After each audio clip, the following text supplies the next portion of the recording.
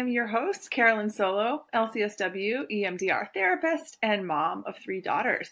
Thank you for joining me. Hi, everyone, and welcome to episode 133 of the Future Template Parent Podcast. I am your host, Dr. Carolyn Solo, PhD, LCSW, EMDR therapist, mom of 3 daughters, EMDR consultant, podcaster, etc. Today, I am sharing an excerpt of a one-to-one coaching call that I did with Tiffany Paul, LCSW, who is in private practice in the Bay Area in California. She has a practice that specializes in ketamine-assisted psychotherapy and EMDR intensives. And sometimes she does an intensive that's just CAP. Sometimes she just does an EMDR intensive. And a lot of times she does intensives of several days that are a combination of both. Tiffany was in my group program in the summer of 2025. And something that I think is really cool is that she actually just started her private practice in May of 2025. And now she is flourishing. On our call, we talked about 3 different multi-day intensives that she was either about to start or was already kind of in the middle of. And I gave her some consultation. We talked a bit about case conceptualization, about next steps.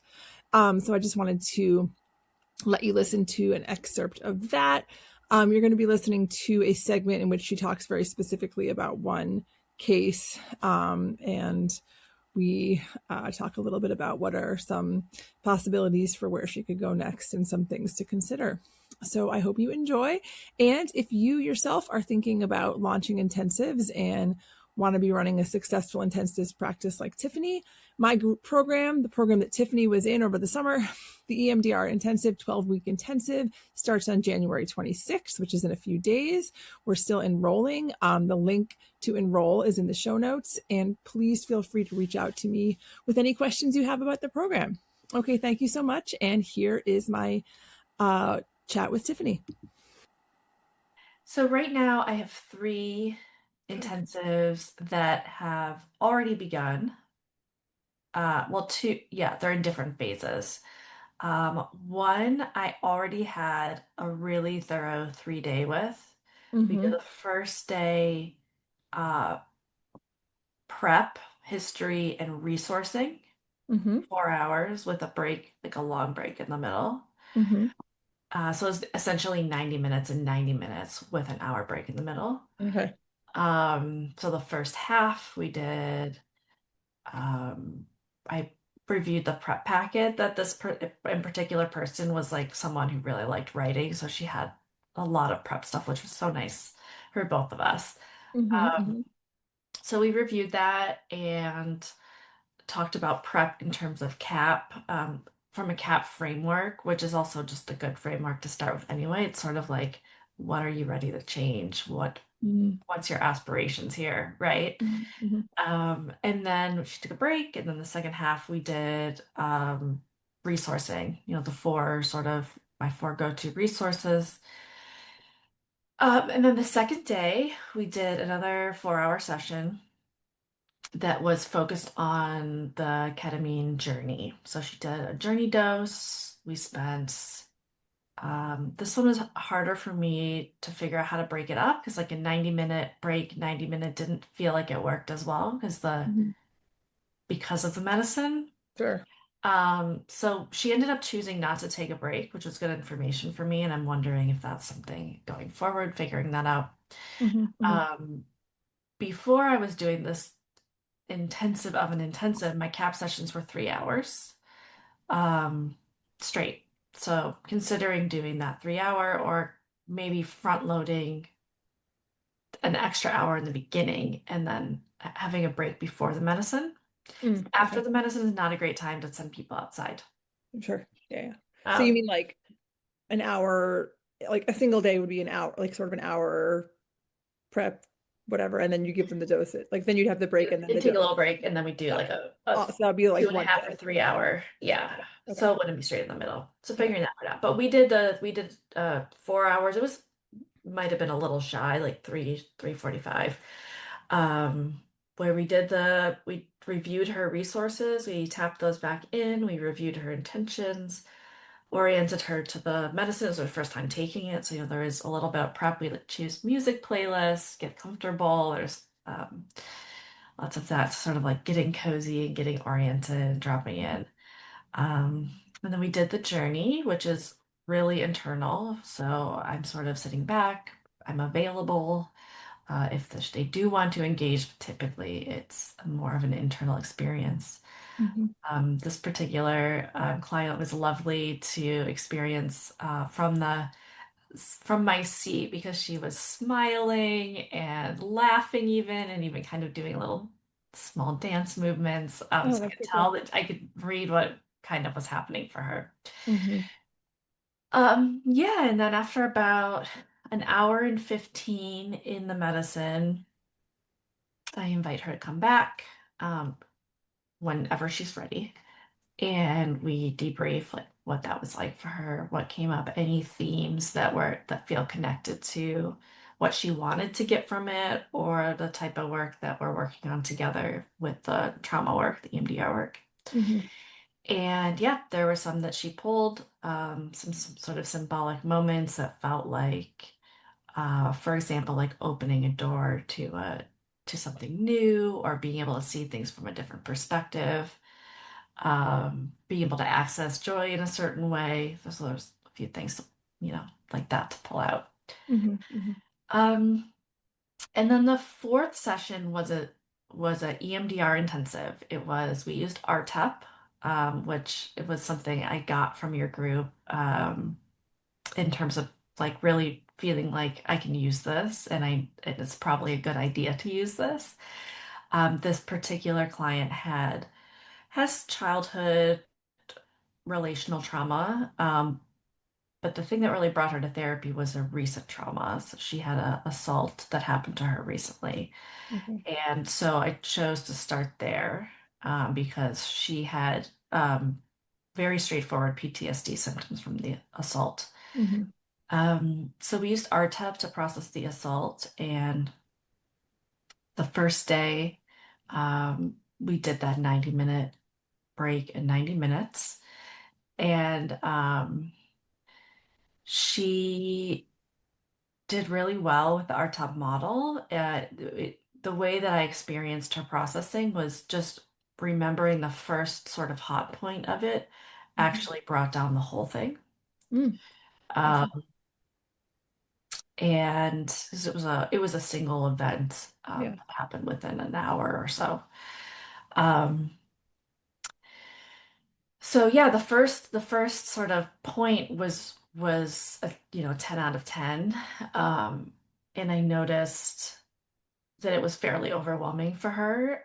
So I did some adjustments around offering, taking different perspectives, like watching it through a video camera, these kinds of options, Mm-hmm. which Mm-hmm. really helped, really, really helped and reminded me to use those. Yeah. Um, because when she was just in it, she was getting flooded.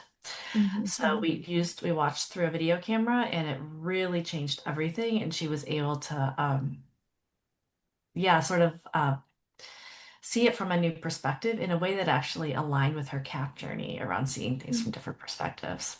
Mm-hmm. So this was a really successful Sounds like. 3 day, and Yeah. now we're doing follow-up intensives, like at a slower pace, maybe 2 hours or 3 hours, or maybe Mm-hmm. eventually 90 minutes. So what's left is a lower charge. There's stuff left, and there's a lot that's also connected to longer histories of trauma that might be connected to what's coming up for her on the recent assault. So a Yeah. little less clear. Yeah. Um, yeah. So I would love to chat with you about treatment planning for her, but she actually feels less complicated than the other two that I want Okay. to Sure. ask Okay. about. So Yeah. Um, the second person is the next two are brand new. I've only done an intake with one and an initial prep session with the other. Okay. So I'll start with the initial prep session because So no, like you've never worked with them prior, that they're they're completely. brand new now. All of these people came to me for intensives, Yay! That's awesome. which was so thrilling and Yeah. inspiring and made me feel like I can do this. Yes, yes, yes, yes, yes. Yeah, okay. So you're in the early you're sort of figuring out what's going on with both of these people very much in the early Yes. stage. And then this one is doing ketamine assisted EMDR. He's interested in doing this because he has been diagnosed with treatment-resistant depression. He has a long history of yeah, depression and other ADHD, other things that have sort of really challenged him in life. He has tried IV ketamine.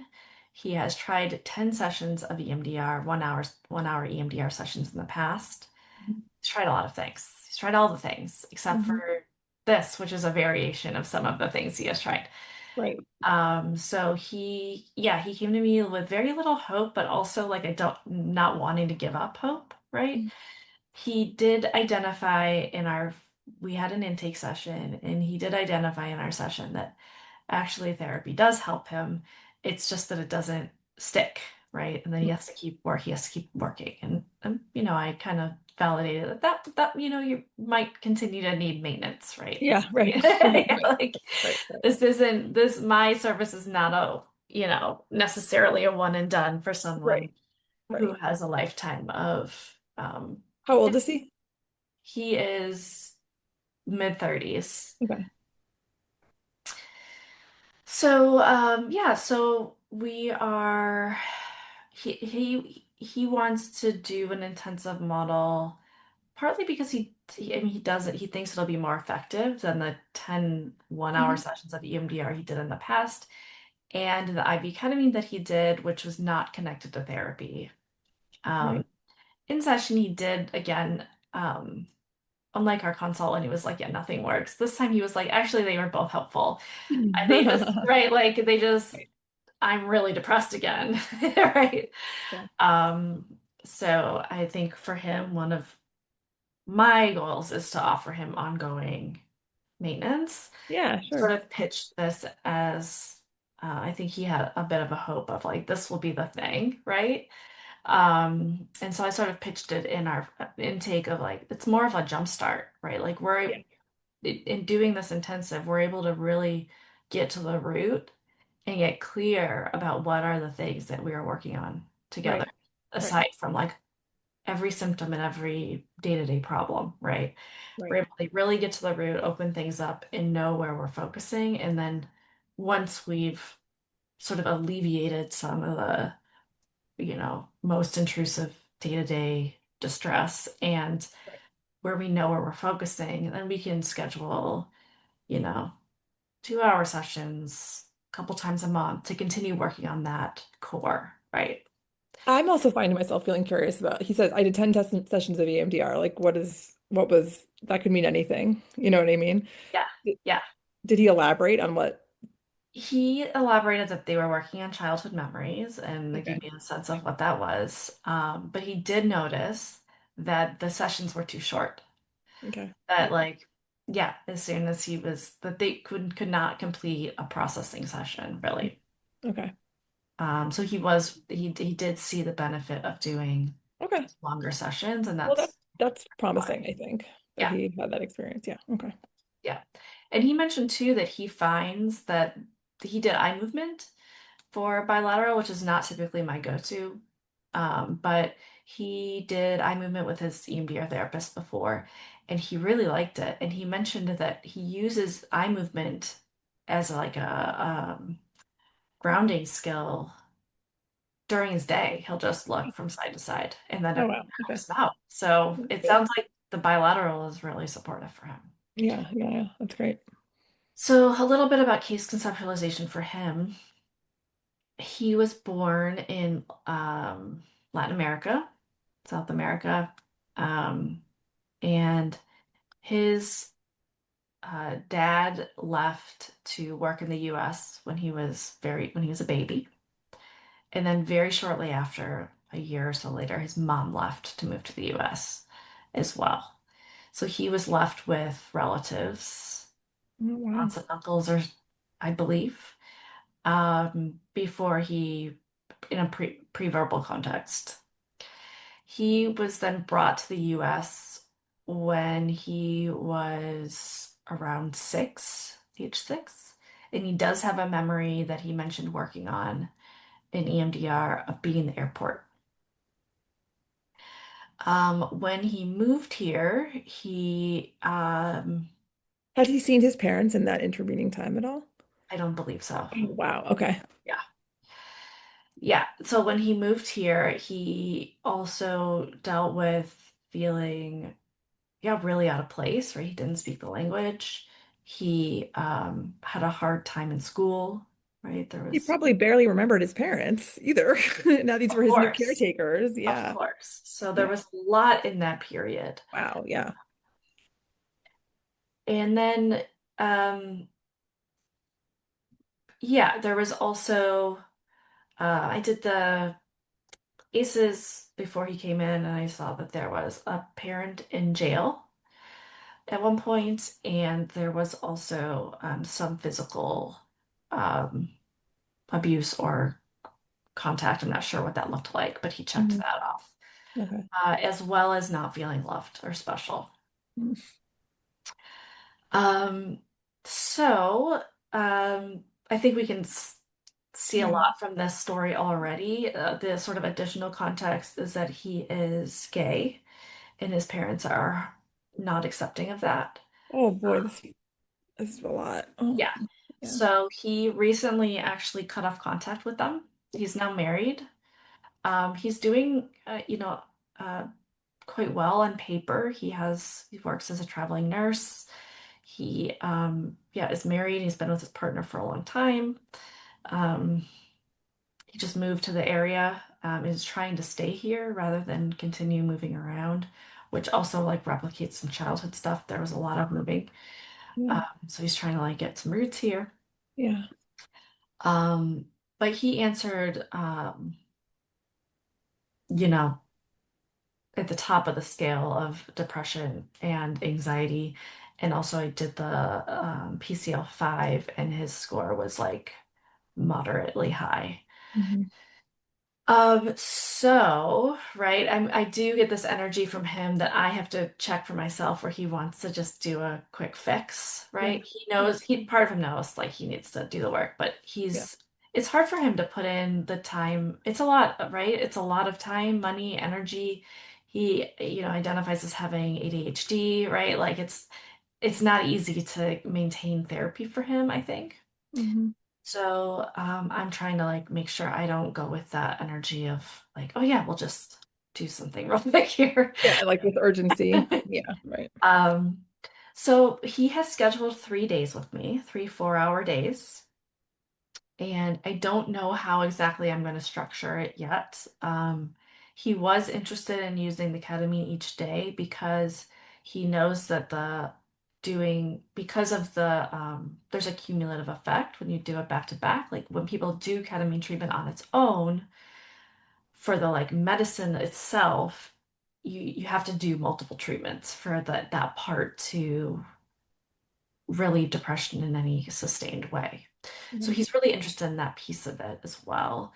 Whereas when I use it with the EMDR, I'm also using it in like a different way, which is just to increase the neuroplasticity, open up the Right. mind, Yeah. um, help out those defenses, right, to feel more relaxed. So um, for him, I want to honor that is also, he really wants to get the ketamine treatment for the medicine itself, the Mhm. glutamate Mhm. and all the pieces of that help out the mood.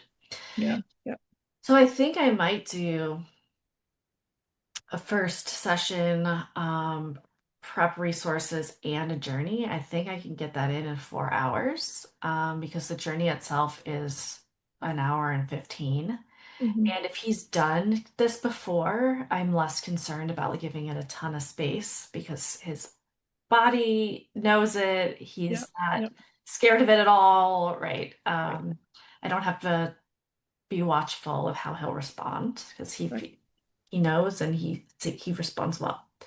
So I may do like a resourcing and journey session together for the first one, and then the second to do EMDR intensive with a low dose of ketamine on board. Yeah. That sounds like a good idea. And here too, I'm wondering about where to begin.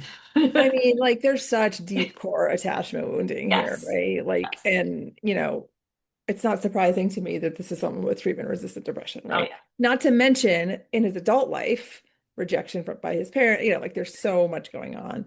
Like, I mean, I would imagine though, like, I feel like I'm probably thinking about this because I've been doing more pre-verbal work with people lately, but like all this stuff began there, right? This sense of like, For I'm sure. unlovable, I'm worthless, like I don't have value. Um, and even like, oh, I'm interested in how he said that he did some work on that memory of being in the airport, right? That could be a place to start because it sounds like that's nowhere near resolved, right? And so, kind of one thing you could do is sort of like starting from there, being like, okay, what are the, sort of negative cognitions that come up there? What are the sort of all the different pieces of the of standard protocol? And then sort of saying like, can we use that? Maybe even you could organize it around that negative cognition, like use RTEP, but like with that negative cognition of whatever it is, from that being kind of the organizing piece and seeing what comes up. And then I would also want to like see if you can connect, like, how does he conceptualize his like young self, right? Like that young part of him and trying and what did that part not get that it needs still now? And doing some of that work, I think could be really valuable. But like, I think this is someone who definitely I would lean towards like going very early. Yeah. Um, because that's what's going to get the So sort of maximum symptom starting with relief. the airport and even doing Yeah. like bridge backs Yep. on that. Yep. And like somatic bridgebacks in Yeah. particular, Yeah. but also maybe the negative, I mean, like, because the negative cognition, he might connect to some later memories, probably, I'm sure he will. But like, I would be really curious, like, when even though he can't remember it, when he like thinks about this idea that like, his mom left when he was a year old, like Exactly. what comes up somatically for him, right? And the pre-verbal stuff is very like you just sort of go with it's very imagistic, very vague. And in some ways seems like with the ketamine added to it could be a really nice thing because there isn't like you're gonna drop some of those defenses that we as adults have of like, well, I don't remember anything, so how can I do this? But like that's really where so much of this stems from, I'm sure. And Mhm. and that's why he's been struggling with this for so long because like I'm sure his sense of self, like his, you know, those early ego states are really traumatized. And that's where I would focus for sure. And and I would, of course, like, want to talk to him about like how does that feel to you? Does that feel like something you can tolerate? Because it's going to be intense and it's going to bring up a lot of identity stuff. It's going to bring up a lot. But I Yeah. think that's where the origins of all these things really are, Yeah. you know. When we And had he'll need our, follow-up for sure. for sure. When we had our intake session, I, asked him if he had an idea of where he wanted to focus, and Yeah. it was very broad, but he was like, I think my childhood. Yes. So he Yes. I knows that mean, it's, he needs to yeah. go back. Hmm. It's just, yeah, You haven't done resourcing with him yet, right? no. So I think like that's going to be really vital is like the nurturer, like, and maybe some of that like ideal mother, Mm, he might, or ideal caregiver, however, doing some of that resourcing might be really important because, he did like, he was, and of course it's complex, right? Like his parents, I'm sure, had reasons why they needed to leave and move to the US. Like it's very complex, but then add the fact on top of that that he's gay and was rejected by them yeah, after they, sacrificed so much, whatever. There's just so much there. But I think like he has really, really wounded, very young parts that need to be attended to, you yeah, know, that feel abandoned, I'm sure. yeah, It's like core abandonment wounds for yeah, sure. What does his adult relationship look like with his partner? I mean, yeah. how much does his symptomology impact their relationship, do you think? Yeah, he said that they overall do well. They don't have um, like big conflict, or they're supportive of each other. He did say that he's so drained from his depression and his work. Yeah. He works as a nurse like 12-hour shifts. So between his job and his depression, that he just doesn't have a lot of he's not he said he's not very present, Mhm. when he's Mhm. home with his partner, and he doesn't like that. Yeah, because I wonder how uh, my like what's his capacity to feel safe in a relationship, like an intimate relationship, given how That part he has betrayed not talked about. Yeah. how betrayed he was by his parents. I mean, early on, even if that was not their intention, that was his experience. And I also wonder too, like just from a, like when you say treatment resistant depression, like is he like suicidality? Has he ever been hospitalized? Like is he at risk in that way at all that you know I he did not say he's ever been hospitalized. I did of? not. I have some questions on the intake form that are open-ended, so he could have left it out. But he does have chronic passive SI.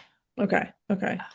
But and is he medicated? Is he taking medication or anything? Not at the moment. So he's been on and off medication. His treatment history is really fragmented. Okay, And I get the sense that he had been on a lot of medication. He said because it was this treatment resistance problem, like he knew the medication wasn't actually helping him. And so when he went to do the IV ketamine, he decided to come off his medication. okay, Um, and he stayed off of it. So he's currently not medicated. okay, okay. Yeah, because obviously, I mean, I'm glad he's not like, not that anyone can't do an intensive if someone has a history of suicidality, but like just, obviously it's important to be like aware of that, right? But it sounds like with his partner, he has someone who is pretty clued into his safety and that kind of stuff. So he's not alone in that. Just in Yeah. terms of like it feeling like a heavy responsibility on you. Yeah, no, I think it's huge that he has someone supportive at home. Yeah, yeah. And I think that, like you said, like really framing this as a jump start, like there's a lot here. And, 10 sessions of EMDR, of 50-minute EMDR could not, and who even knows what that looked like really, right? There's no way that was enough to touch any of this stuff, I don't think. So, um, but I think you need to start really, really early. And there's still going to be a lot of later stuff that's going to need processing if he decides he wants to go forward with that. But like, he's someone who probably needs a long Yeah. time in therapy, but I think this is a really great way to start. Yeah, and if he does like this intensive model because he doesn't like going to weekly therapy Mhm. forever, we can continue working together Totally. intensively. Yeah. So that Yeah. will be my proposal to him. I think that's a good idea. But I think that for this time, you really want to be like, let's really try to see what can we get from those very early years, Yeah, because that's going to inform anything you do later anyway. But, absolutely. um, and, making sure that like, I think we always, you know, share with clients, like you don't have to quote remember anything, like, Yeah, yeah, but we're still going to focus there. But it'll be stuff is going to emerge, but it's not about having a memory that you can pull out when we're talking about those early years. It's about the sensations, the kind of what comes up for you now when you even think about, yeah, this happened at this age. Like, what does that mean to you? What did your body learn from that, that you're carrying with you in the present? yeah, So, yeah. yeah, And hopefully that like having the low dose ketamine will allow that stuff to just loosen a little bit more, you yeah, know. yeah. So I'm definitely going to go back and watch the module on preverbal trauma. yeah, and ask me if you have any questions because it's fun. I think what's interesting about the pre-verbal stuff is like it's not massively like the protocol isn't incredibly I complex, get it. Yeah. but it's deep, right? And I think also too, just like he's someone who it's possible he could feel very dissociated at times, right? So just like, I mean, have you screened for that at all? Have you asked him about that? Just sort of as like, Yeah. I think that would be a good thing to find out. Like, does he just, are there certain times where he notices himself feeling more detached or Yeah. like whatever? And even when you said like not being present with his partner, Yeah. like I also wonder too, like it probably is a coping strategy for him in some ways. I wonder too if even at work, Like, He did say at work, usually in the past, he would feel like he could like put on a happy face and engage with people, and right now he's not able to, and he's just okay. going through the motions. Yeah. Okay, yeah. So I think like getting some sense of like how dissociation has been a coping strategy for him is important too. And you Okay. don't know, so you said that he ticked off like physical abuse. You don't have any like larger sense of what that I was. have a sense of like that dad was like very kind of cold, right? Like if he did something wrong, he would get like, what's wrong with you kind of thing. Hmm. It was interesting though, because he said he indicated that, but also did not check off the like emotional or verbal um, Hmm. piece. So maybe he's not identifying that as, but he indicated that like dad was really tough on him. Yeah, So yeah, I imagine that it was, punishment that he was getting. right. Um, Right. but I haven't gotten specifics yet, but And he did share that part. I forget, did you say that he's already done the packet or not? He hasn't, and I don't know if it's going to be the right fit for him. Yeah, it might not be. Um, he had a hard time like tracking my emails. So, like filling out the paperwork on time, kind Okay. of. It I'm might be something where you pull out different pieces of it and like kind of interview him in person. That's what I'm gonna do. Yeah, because I would be very interested in what are his sort of like core negative cognitions that he identifies 100%. with. Yeah. Yeah, because that's going to give you a lot of information about where to focus too. Yeah. So I think, oh my gosh, I think there's a lot there and it's going to be very rich and definitely the approach he needs, it sounds like, for sure. Yeah. Definitely. So Yeah. I think they all sound like you got a good handle on what to do. Yeah, thanks so much. This is like perfect timing. Yeah, I hope that was Helpful to helpful. review with you. Yeah. And it's also it's exciting to show you too what I've got Yeah, I'm intensives right now. I'm thrilled. I mean, it sounds like things are just going really well, which is so great. Yeah. So, and what else was I going to say? Well, just keep me posted because I would love to hear how all this is going. I would love to consult with you again in the Sure. future. Absolutely. I'm Yeah, sure that these kind of questions, just to have someone to, totally. Yeah. I mean, run it by. I have my own consultant. I do this with all the time. Like we all need Yeah. it. It's really hard to be doing this work when you have no one to talk to about it. We all really need that space.